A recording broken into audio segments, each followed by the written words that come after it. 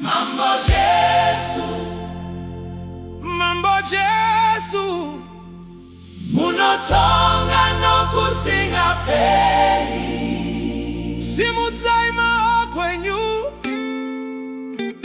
Ngarumbidzwe mambo wedu.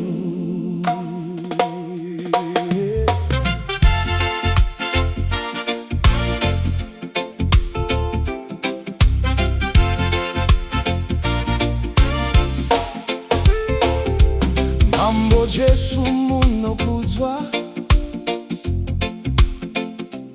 nemadzinza ose nyika, makakunda rufu negehena, makatipa upenyu utsva. Chiedza chenyu chinovheneka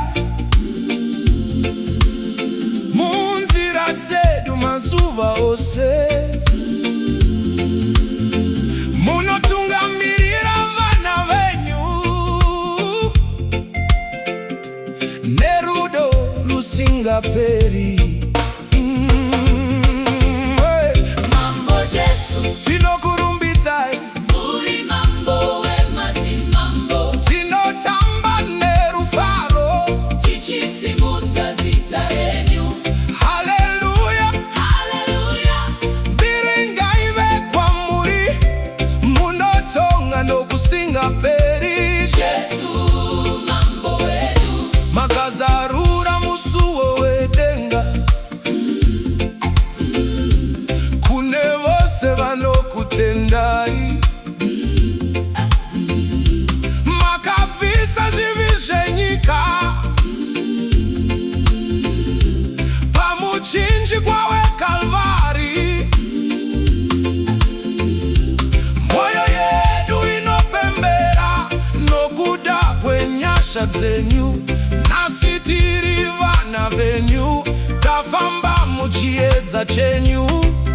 Hakuna rimwe zita rakafanana nerenyu, pakunzwa zita raJesu mabvi ose anofukama. Mambo Jesu, Tinokurumbidzai, muri mambo wemadzimambo. tinotamba nerufaro. Tichisimudza zita renyu. Haleluya, Haleluya, mbiri ngaive kwamuri,